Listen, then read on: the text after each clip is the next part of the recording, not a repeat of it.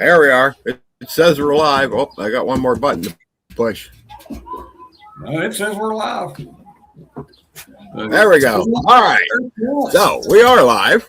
We are live. We are here on 0 Hour with my friend and co-host, Mr. Half-Ass Ready. Right there. Down this way. We have Mervin and Press. There he is. Yep.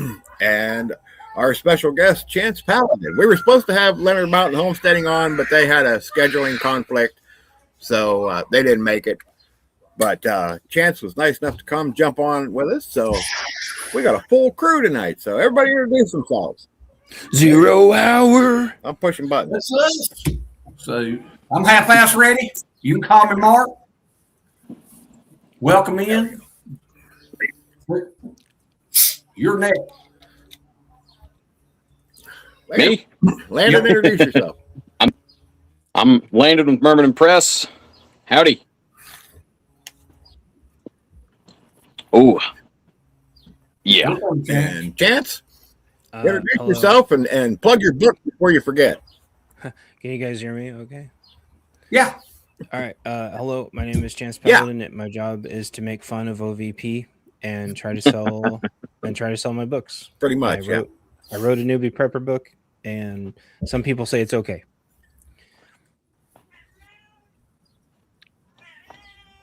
I read That's true. It's Heather ain't Martha. It is okay. I have copies. There you go. Me too. So everybody get their questions ready. Hey, there's having fun in nature. Mr. and Mrs., good to see you. Teresa, good to see you. I actually met Teresa on Friday. I went up to Amish country. Why don't you tell us about that, Teresa? Yeah, that sounds it was a little impromptu kind of.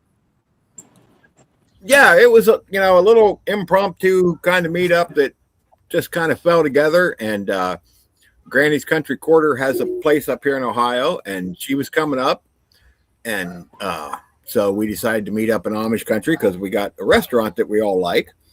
And CUCB Farmer and his wife decided to drive 6 hours and come and hang out with us.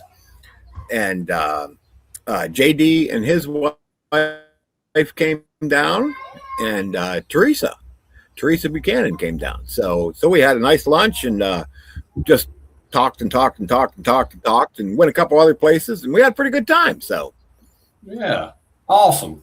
It was a good time. So if y'all get a chance to meet some of these people that you see all the time, go do it. Just go do it. I don't trust. I got news for you. But that's just me. Everybody that I've met so far is just like they are when you see them here. We're all just us. So yeah. So wait, JD, I had a question and I almost missed it. Well, now I didn't.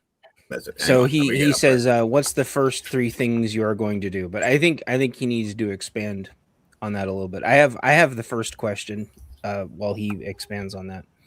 So last night we were all talking about if Amish country would be a good bug out plan, and I don't think I'd ever heard anybody talk about that before.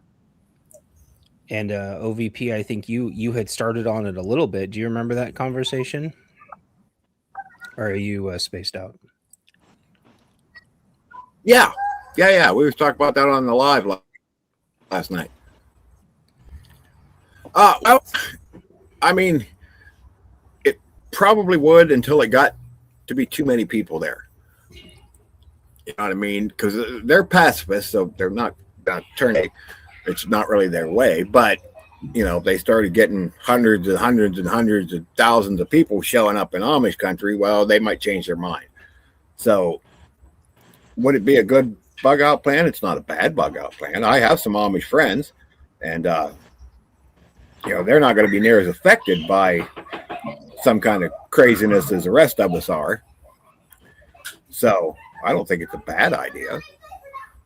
Do you think they have the acreage to scale up the food? Because that's usually what people hit me with, is the acreage to scale food up. Well, usually when they when they plant food, they usually plant enough that they, cover their family and sell a bunch of it too. So they already kind of have extra. So, yeah, I think they would have quite a bit anyway between all of them as a group. Well, I've been container gardening and square foot gardening for many years. I don't know that it takes a lot of acreage to scale up enough to keep your family alive. If you've got an MAG that, especially if they're close, if everyone scales up their container garden, and you don't even have to scale it up and grow it every year. You just need to make sure that you have the stuff to scale it up. You need enough buckets or containers and seeds and possibly a greenhouse. And you don't even have to have a huge greenhouse. You can make greenhouses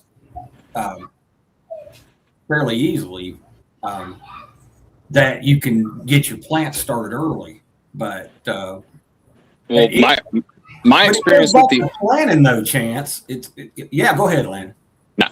Well, my experience with the Amish are they 100% self-sufficient? All right. Listen, if you've had one pack animal, you understand how much it takes to feed livestock. Yep. We don't have a lot of Amish around here. The Amish that are here they are not 100% self-sufficient. Like just for their livestock, they still have to supplement with hay and a lot of things. They, in those areas, are they going to sacrifice livestock to grow more food for the people, or are they going to grow more feed for stock? They have a balance. So as soon as something happens, and if they are buying hay, like in the winter, a lot of Amish have certain businesses that they use those funds to fuel livestock mostly and maintain, some kind of status where they're at. There's not, they don't have a monetary system among themselves. It's more barter, but they still need things. And if the guy who grows hay has a bad year, everybody's horses are going to die if they're not willing to buy hay, and they are willing to buy hay. The ecosystem, if you brought a bunch of people into that, that's already going to be strained at some point. I don't know.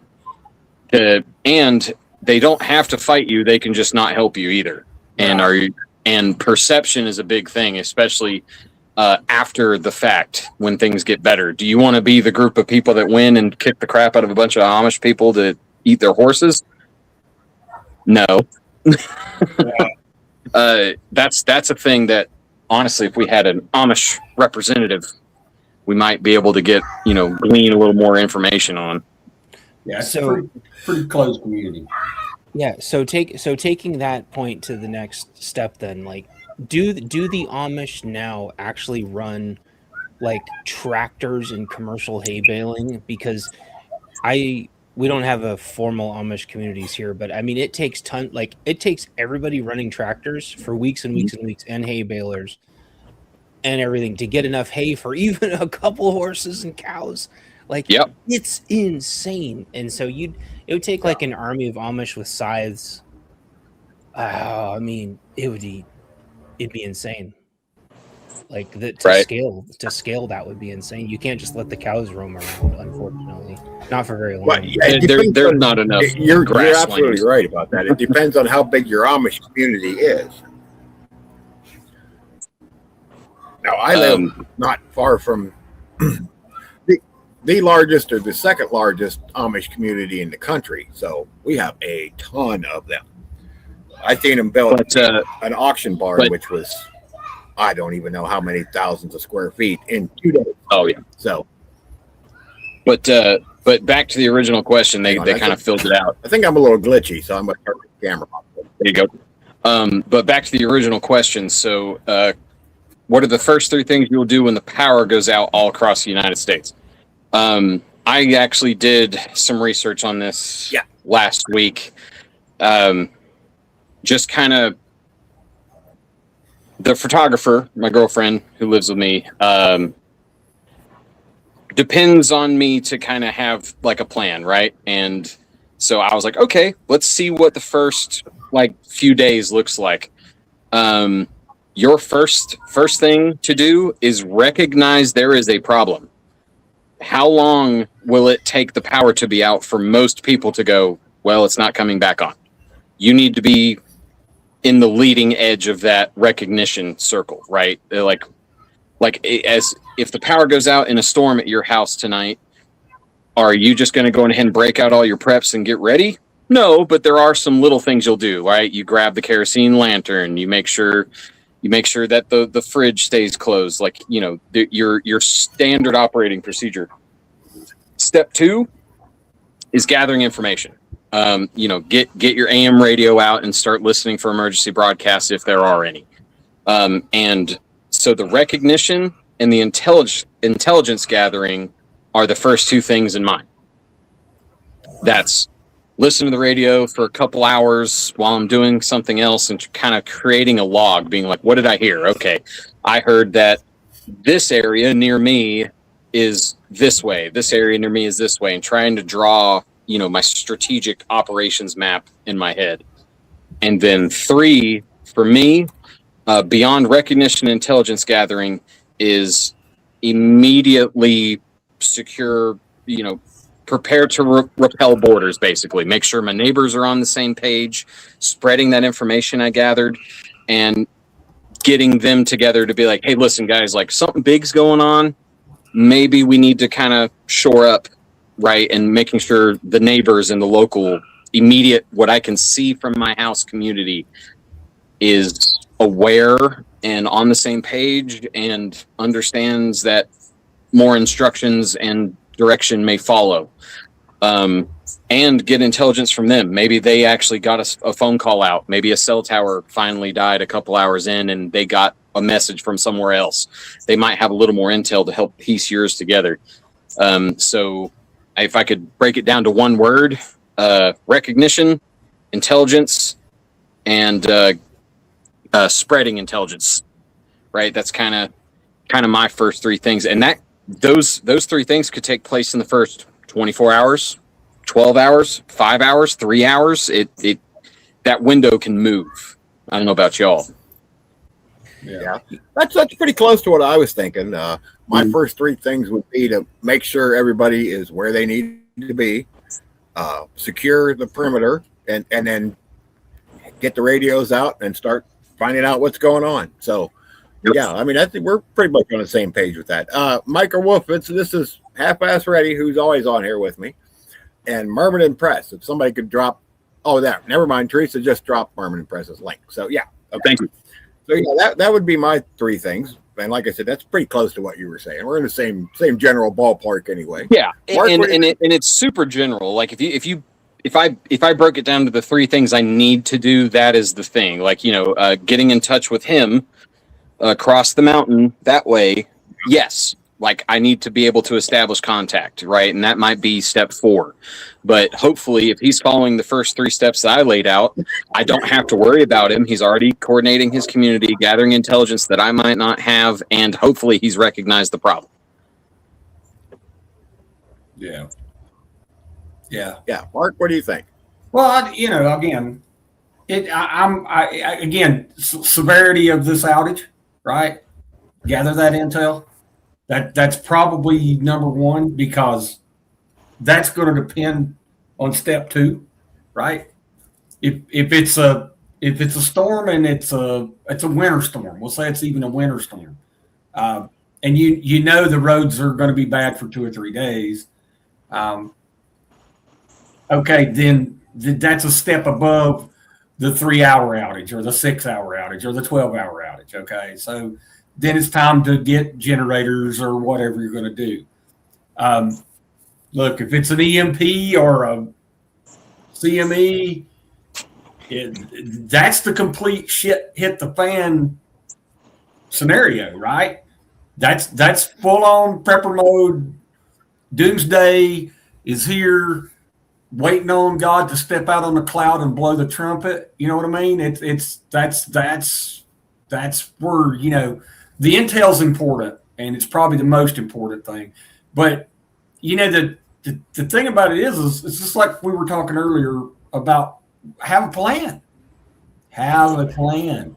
If you have an emergency preparedness plan, then you should have it laid out what you think you need to do and then implement that plan.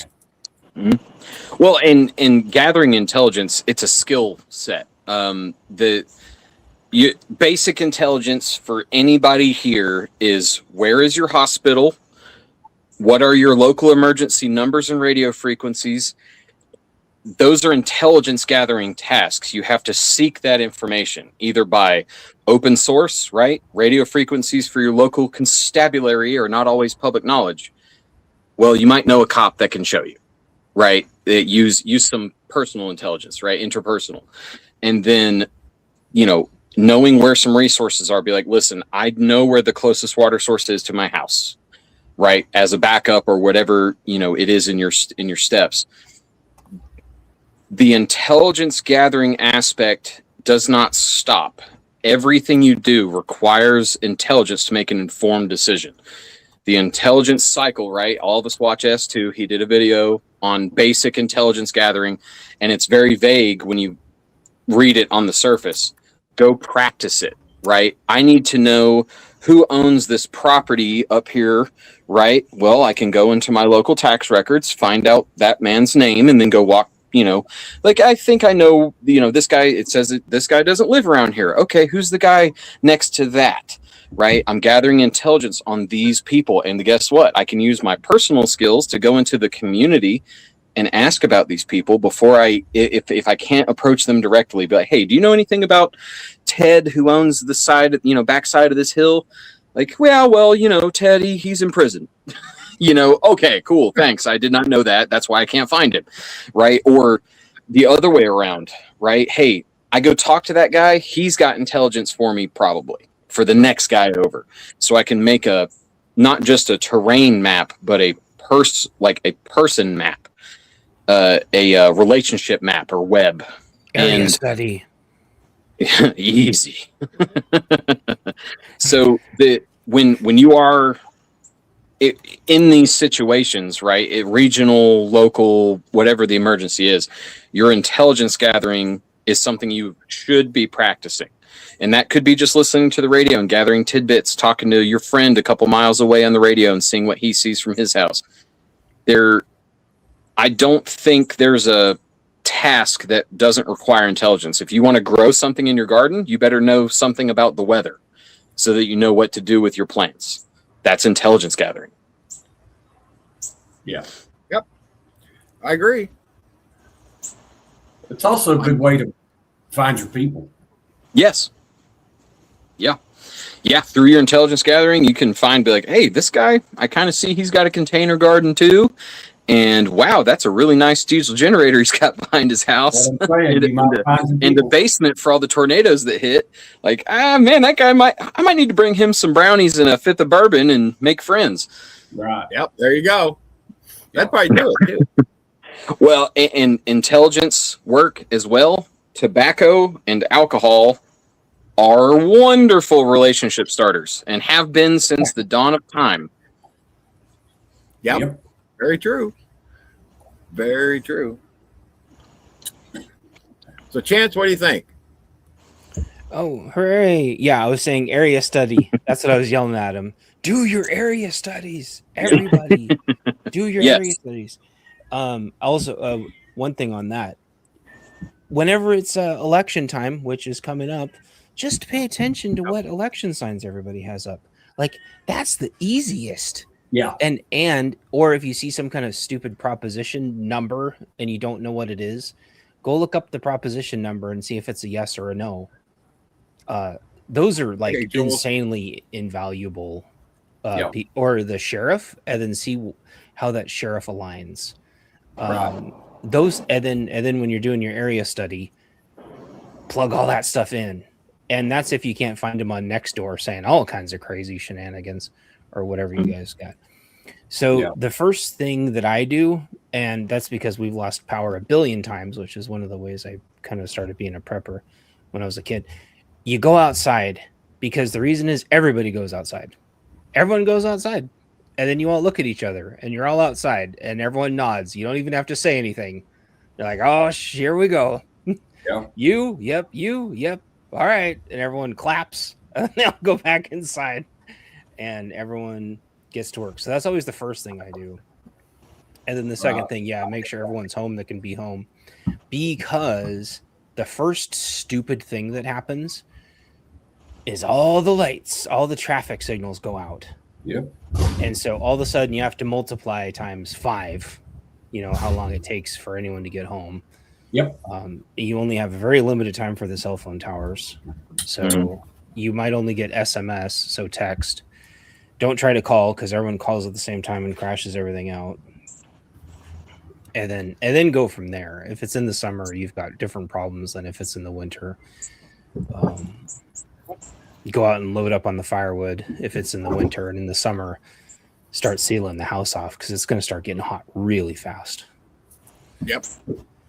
And then go from there. But it gets progressive the longer it goes. But yeah, we've lost power so many times. It does become a habit. You don't even think about it. You go outside. Yep. Is everybody accounted for? Yep. Yeah. Because medicine, like you're not getting medicine. Screw that, because the pharmacy is going to be down. The grocery stores are going to be down. There is no last minute run. Mm-hmm. Like, you're just getting your ass home now. Everyone get their ass home now. Mm-hmm. Right. Because they might not know. This is the exactly. insane thing. It's the same thing with snow. Like, there may be a blizzard and I see it and you don't. And it's the same thing with the power. Maybe the rolling blackouts haven't made it to your spot yet. Like, get your ass home, the power's out here. Right. Well, it's fine here. I don't care. Good. Then half the traffic lights will still be on. Right. Sometimes it's like 3 blocks. And it's like you can get within 3 blocks of the house. Mm-hmm. Then you're good. Anyway, blah, blah, blah. That's my routine. And do your area studies. Do your area studies. Yeah, if you live next to a insane asylum, you need to know that. And know roughly how many people might be in there and running through your yard naked in an hour. And there's also people that live like right next to the power station the that like away. never lose power. Yeah. Right. Like, Right. Yeah, it's weird, man. Yeah, the grid. Look, our grid's not what it used to be, and it's strained to the point of breaking anyway. So the power outages are becoming more. I mean, look, he and I have always lived in a very pretty rural community, so power outages have been a part of our life. We've learned to deal with power outages on a regular basis. They just are becoming more often and longer than they used to be. And especially since the Hurricane Helene came through here, it done so much damage to the infrastructure here and they've done a pretty good job of getting it back together, but it's still flaky in parts of our community. Mm-hmm. But, I mean, prepping for a 3-day power outage is prepping 101. That's what I have a video, Landon has a video, Chance has a video, Ohio Valley Prepping has a video on basic prepping, right? The basic needs. Go seek that information out. But it's just common sense. It boils down to common sense. Right. If you'll stop long enough to make the plan, then you don't have to panic when it happens. And that's what happened. And Landon and I seen that. what happens when a hurricane hits your hometown. And it's a lot of panic from people who weren't prepared, who should have been prepared. Yeah. We were warned. We were warned. The weatherman said 5 days before the hurricane hit, this was going to be biblical. I have never in my life heard a weatherman use the term biblical. It was definitely biblical. No, it definitely was. They were spot on. And the thing about it is, we had 2 tropical lows. One come through on Wednesday, one come through on Thursday, and the hurricane sucked both of them in. And they told us that was going to happen. The Fujiyama effect, it's called. I learned that during Helene. Before Helene hit, I learned that. I didn't know that. I'm not a meteorologist, but I learned that. So you gather the intelligence before these storms come, right? Before the winter storm hits. But you should be sitting on ready, especially if you're going to call yourself a prepper. And that don't matter if you're apartment living, if you're trailer park living, if you're country living, city living, whatever you are, 3 to 5 days that's prepping 101. That's everyone should have. Look, if you get down to your prescriptions are going to run out and you've got 3 days worth of pills left, you're not doing something right. Okay? Right. You're just not doing something right. You should, when you go to your doctor, you should ask for samples so that you can get your prescription filled a few days before it actually needs to be filled, right?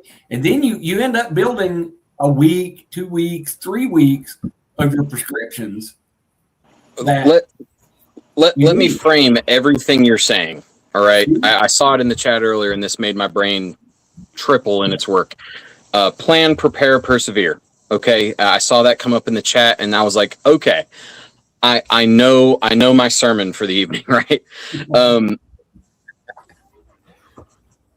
I have talked about this on this live. I've talked about this in my videos.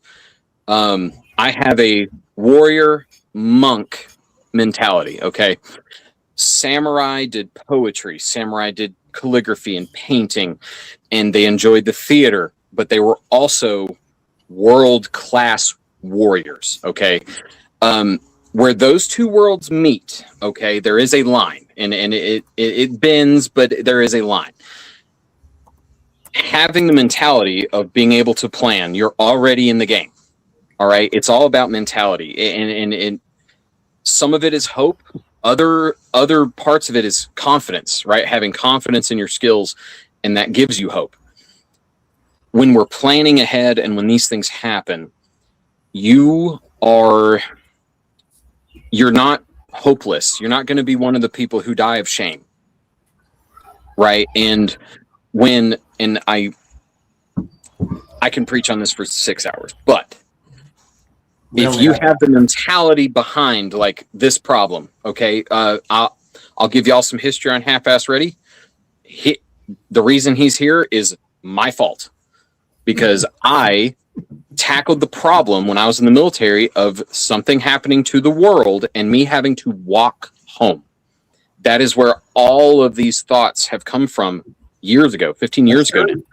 So when I was giving these talks to him, right, he decided that there was a problem in his world that he felt like he needed to prepare for, and learned skills, managed equipment, and learned about these problems, and then created the hope and confidence that he needed to persevere in those issues. There is not a problem humans as a race cannot handle. I mean, we are super weird beings.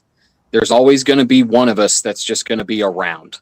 Okay, I don't care what happens. Solar flare, sun explodes tomorrow. There's going to be one guy in an underground bunker somewhere who went, I knew this would happen, and I'm ready. Okay, and that as long as that mentality can breed within us, these kind of relatively small issues, right, of just the power going out in a snowstorm become nothing, because I know that, like, I'm a fighting man. My job is to take on the enemy, and I'm confident in that. And I need people around me to be confident in their issues, right? And I think us as a community have really come together and really reinforced that with all of us. Tell me if I'm wrong. I know. You're spot on, dude. You're spot on. But so I like what, I don't know what Chance and Little Old Prepper got going on here. Nothing. Well, Nothing. Well, LLP, what she put there. I meant it was wrong to go ahead and break in and take medical. No, go ahead. That's a moral question, right? And everybody, I realize we all run in the same clique. We're all think along the same lines, but those moral questions is exactly what Landon's talking about. You need to be prepared to deal with other people's moral frailties. Okay. I feel like if I thought one of my family members was going to perish without said medicine, yes, I might quite possibly break in and take that medicine. Right? But if it's a real collapse, and you might meet somebody on the other side of that door who is willing to not let you have that medicine. So, yes, thank you, Maggie. I love him a lot, but it does these moral dilemmas, and we look a lot of times the horsemen and we all going to die Wednesday, and when we go with Trent on Tuesday and Thursday night, we talk of these moral dilemmas can really push you down a rabbit hole. And, I just feel like I have a strong moral compass, but until we actually dive into that situation, you again, he and I say this all the time. You don't know what you're going to do till somebody hits you in the mouth, right? And that's going to be that. That's going to be that situation. So, I mean, I like where y'all are going. I didn't mean to get off with that. We're good at derailing. Well, Yeah, you're fine. I'm multitasking. Oh, man. I'm doing the show and playing ball with Chewy. Yeah, You're doing good. I can expand on it a little bit since it is my fault. please, that please do. conversation- All right, Y'all having a discussion. So, if you're in a small town and there's only one pharmacy, I would approach that much differently, because in all likelihood, everyone and their mom's probably first inclination is to go secure that, lock it down, and bring it somewhere. Right. In which case, there's no point in you looting it. Just figure out how to get with the program. And that's exactly what I would. That's exactly what I would do. I'd be like, oh hey, the whole gang's here. All right, where are we moving this to? And then everything will be fine. If you're in a big city, or even like a medium city, it's going to just be an absolute dumpster fire. And so that's why I said, if you know the one thing you have to go for, and you make it really, really fast, but if it's something like we were talking about refrigerated stuff anyway, Right. If you want to go grab all the refrigerated stuff, What you got? I would say go for it. Go grab it all. If you're going to go back and refrigerate it because that you've got the refrigeration to take care of it, just do it. It's going to go bad anyway. And sooner or later, people are going to find you anyway, and you'll be able to trade it back out anyway. It's not a big deal. A lot of these people, if they're on insulin, it's a kind of a small circle of people anyway. Like it'll find its way back out. Yeah. That's kind of where I was going with that. No, I like it. I wouldn't take I wouldn't didn't take see it it if I all. didn't have- But I agree with you 100%. It just. But the whole, no, I'm like, not learn- judging you LLP at like all. learn plants. Like learning plants doesn't fix everything. So it's like it's nice to say just like learn plants, but like that doesn't solve everything. Unfortunately. Reba, you're gonna get the ball. This Well, one is not. in the Hey, Reba. God, and one second after, right? Yeah. The main character had a great deal of diplomacy skills, and days and weeks after the event, he really flexed his diplomacy and logistical strategy skills, right? Yeah. He could manage the people easier than most, and he was used to that. The small skills, right? The bushcraft, all the stuff. Which, listen, in a pinch, Dave Canterbury calls it inconvenient camping. When you're stranded, those skills keep you alive, and you don't need logistical skills or diplomacy to survive that situation. Long term, those people with the diplomacy skills, if they don't know how to make a fire, right, they never got to use their skills at some point. Having everybody know the one skill, right? I like to use fire making because it's universal and it's fun to train. So, I usually use that. And I train a lot making fire. But will making fire keep me alive for 6 months? Probably not. No. But it can't hurt.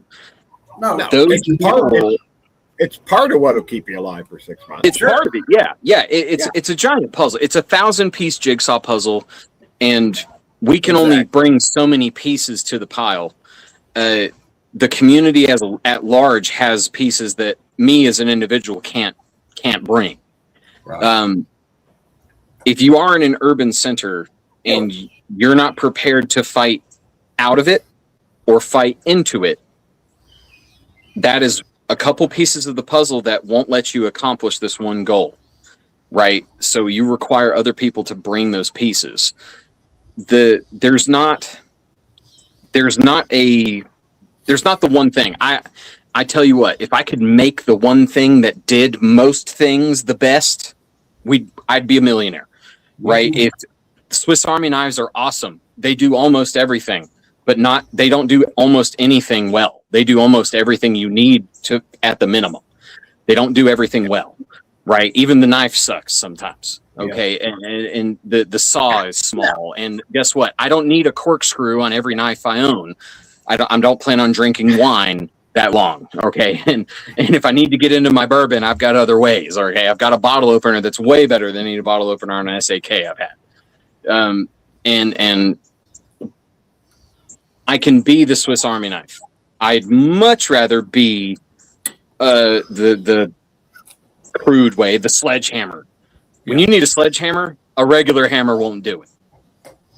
Right. Right. Yeah. So, yeah. I agree. So, no, I wasn't throwing trash in the neighbor's yard. I was playing ball with Chewy. They I were mean, getting we a have kick it out on of that. camera, so you may as well just own it. Yeah, I've been laughing. Good to see you. You know, these people have been watching us way too long when they start making fun of, then they know the lawnmower man, and then it's hilarious, man. You guys are great, man. Y'all show up The every neighbor Sunday mowed night. his grass early.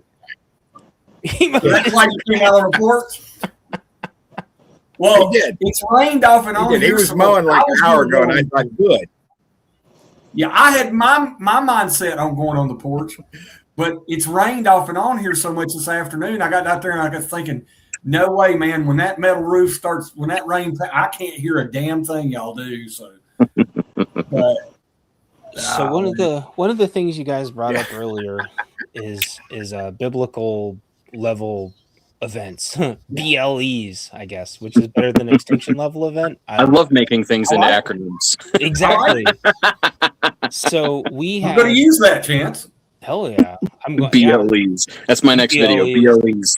It's like an ELE, but with getting hit with Yep. the Bible. I do. I like that. So Chance keeps coining these new terms like I know. Schrodinger straight and yeah. Chance is good at that. He needs a T-shirt company. it sucks. I come up with so many of these things I can't Yes. even remember them. Yeah, all see, until Chance, someone you brings should them stop up. writing books and start making T-shirts. I know. So we had a BLE the other day, and I know none of you care about the West Coast, but if you were to look on like a lightning map, we had something like 5,000 strikes in the course of 24 hours. Wow. This insane hurricane looking thing was off the coast, but at the same time there was like it was like 2 heat like shears came by. So like when the Midwest was having that 100 degrees BS the other day, like we had one come through. It was 4 hours of thunder. It sounded like someone was playing a drum over our house for 4 hours. Wow. And you can't prepare for things like that, but that's what's coming. And people will, it's just called the weather. Like at some point, like this isn't the weather. When the weatherman's saying in 25 years, he's only seen it happen a handful. It's like, we're getting into like territory that you can't really prepare for. Like lightning was hitting transformers and exploding transformers, and you just can't prepare for that. Well, Hurricane Helene, when it hit here, the previous the marker that they used, they just call it the flood of 1916.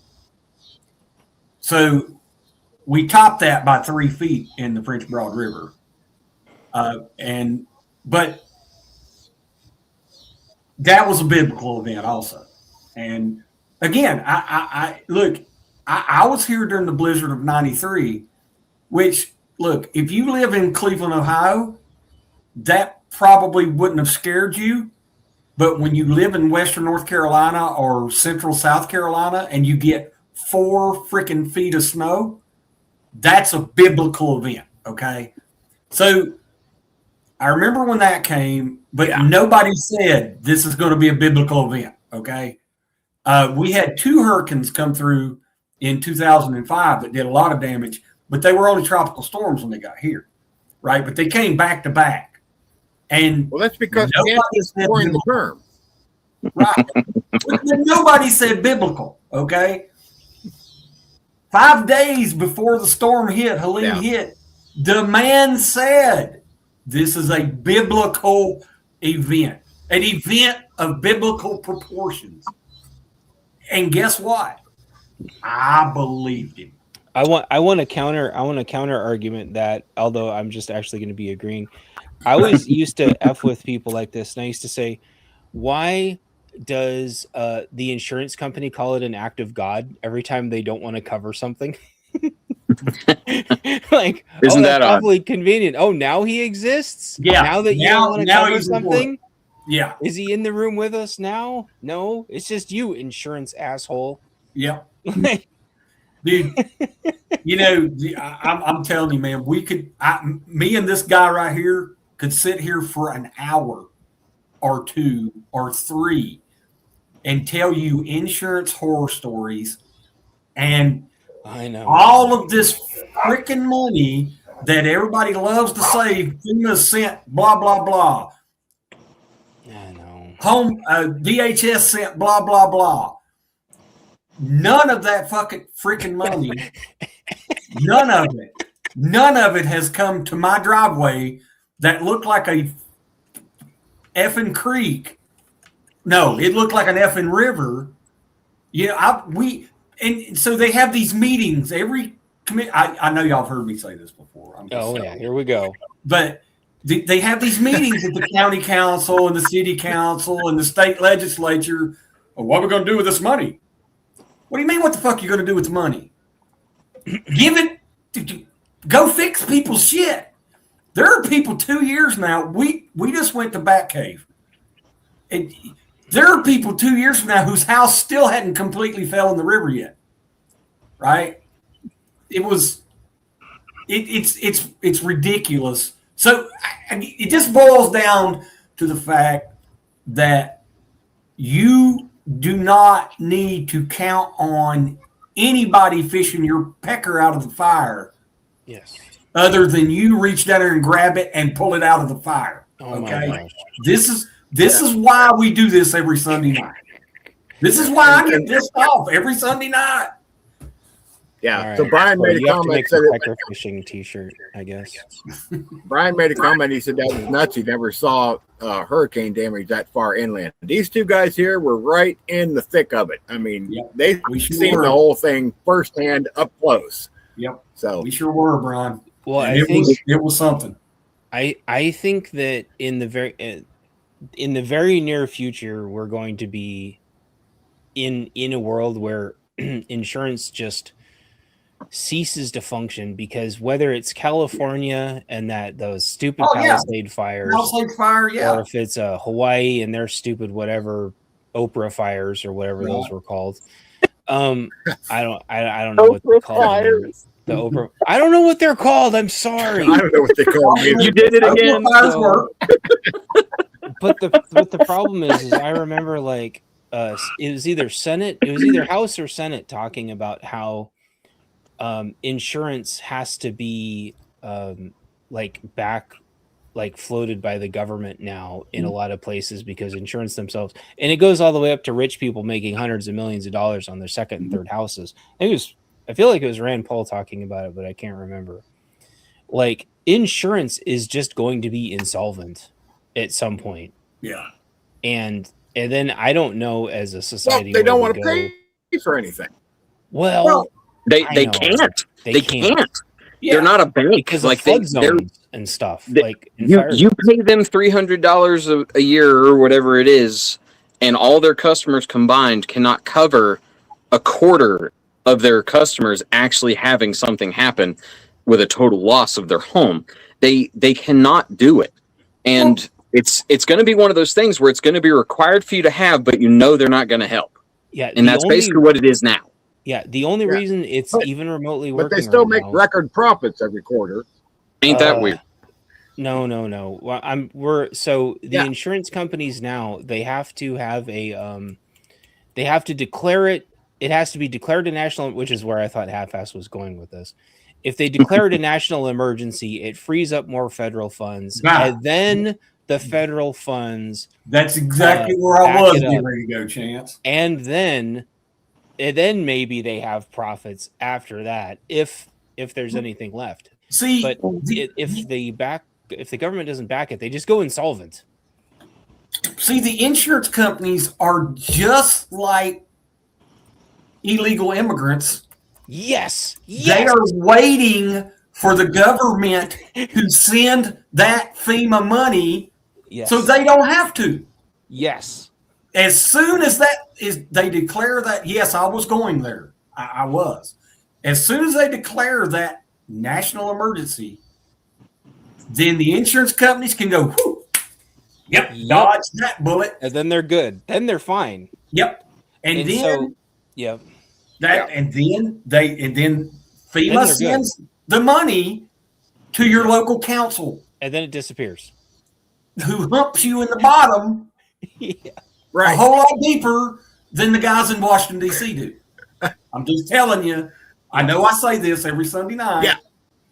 But you need to get to know the liberal blue hair who's on your local city council, Yeah. because You she's can tell going to she drive has it in nose you as hard rings. as she can. She has nose rings. She's about 4.5 feet tall. Yeah. We all have one. Yeah. So Yes, they- we do. Pink hair, We all purple do. hair, rainbow hair. Hey, Mike, good to see you. hey. What's up, Mike? So here, what happened is, But while yeah, they our- get all that money, and then they got their own agendas they want to cover. well, they rebuild everything in their image, Oprah Island, over and over and over and over again, and that's how they launder the money. So what they do here, so our emperor keeps suing the federal government to the tune of us being upside down like $10 billion. But every time something happens, all he has to do is declare a national emergency. Yep. It frees up more money, and the government is floating him, keeping the state going and this goes back to illegals too, which is, I know you're making a metaphor, but it is literally Yeah, the it same works as the the same way. illegal problem, Yeah. because it revolves around the food cards, it revolves around all of it, all the health insurance stuff too. The reason why, and I'm sure OVP is foaming at the mouth to say that hospitals are having record profits, it's all being backfloated by the government. That's why. Who, me? No. As soon as the government stops paying for this stuff, OVP, like everybody would just go insolvent. Well, If food is the same way, like Safeway would just cease to exist.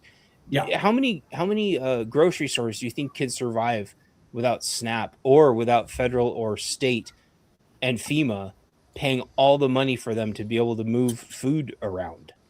That's why the profits are there. The government is subsidizing everything. Well, that's what I say. The same thing Oh, about yeah. air They are. travel. If people had to actually pay the airlines what it actually cost them without the government subsidizing them, and Amtrak, Oh yeah. probably Greyhound bus too, but all the mass transit, period. Yes.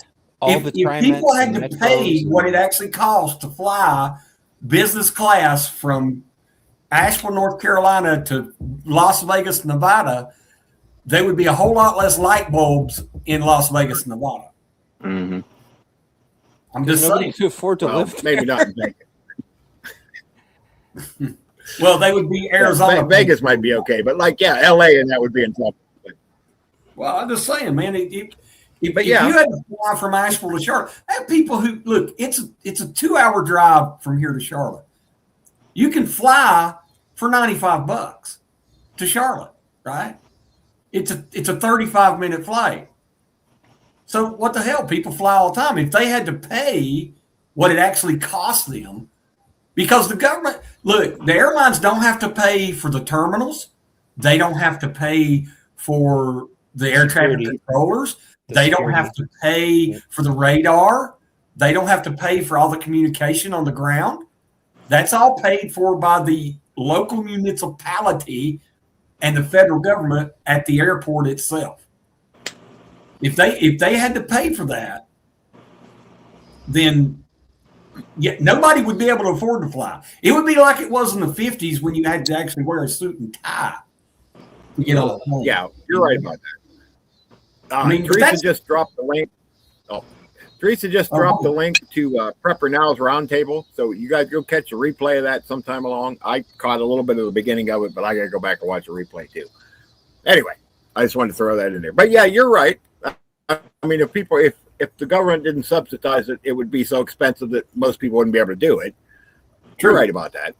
But the problem is the government subsidizes it, and then the companies just keep all the money, and that's how they make record profits. There's got to be some kind of in between, so that these companies just don't keep filling their pockets and still raising prices and still making us pay for it through our tax dollars.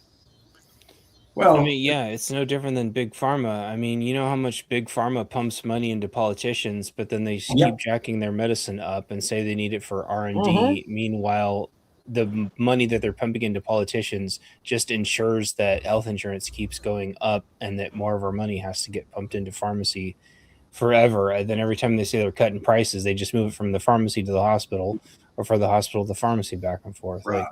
Like, it's a impossible to Yeah. escape. It's the balloon. Wherever you Magical. squeeze it, it rises up somewhere else.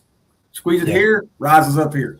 And that's why Medicare and Medicaid are just going to be completely in either they're going to have to do what Canada did and just put everybody to forever sleep, or they're just going to medical's just going to be completely insolvent for exactly the same reason. Hospitals can't keep illegals alive indefinitely, especially here in the Pacific Northwest. The hospitals are just going to close down, and the doctors' offices are just going to close down. Yeah. No, I agree. Yeah, it's so hard to get in now. Anyway, I mean, the long nap. Yeah, good one. Yeah. Canada's made an express lane. If you need to get an operation, you got to wait 6 months. But if you want to self-delete yourself, they can get you right in today. Yep. Crazy. The whole world's upside down. It is, but that's why everybody needs to buy my book. I mean, get prepared. Whoa, crazy. Yeah, somebody drop a link to Chance's book on Amazon. Teresa probably on top of that. But yeah, guys, get Chance's book if you get a chance. It's on Amazon. We'll get Teresa or somebody to drop a link to that, and go check it out. I still have the only autographed copy of the new one. So $100,000, it's all yours. That you do, and I'm not giving out another one until you give permission. Ooh. I'm gonna make them buy you. You could out. have autographed first editions forever. Yeah. He gets first choice on who gets the next copy. Oops, I missed it. Oh, there we go. Chance dropped the link. Okay, cool. So you know what? It is 8:57 already. I swear this hour is like 10 minutes long. This is Yeah, it goes faster and faster every time I get on there. Yeah. Well, especially when I get pissed off. Yeah. Why couldn't my workday go this fast? Yeah, no shit. Well, I stay pissed off at work most of the time too, but Does it help? no, it makes the day go over there. I I don't know. thought maybe I'd try it. I don't know, but because I swear my workday is like 20 hours long. It seems like. So everyone, we'll go around and let everybody get in some last words, and we'll let Chance go last, and I'll go first. So guys, just keep doing what you're doing, learn a new skill, and things aren't getting any more stable around the world. So just keep on keeping on, because it is going to help you in the long run. Mark, go on. Tell the ones you love that you love them. Make yourself hard to kill. You ain't dead yet. So do what you got to do.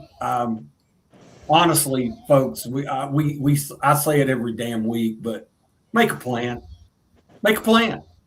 You are going to be 40% ahead of everybody you know if you just make a plan.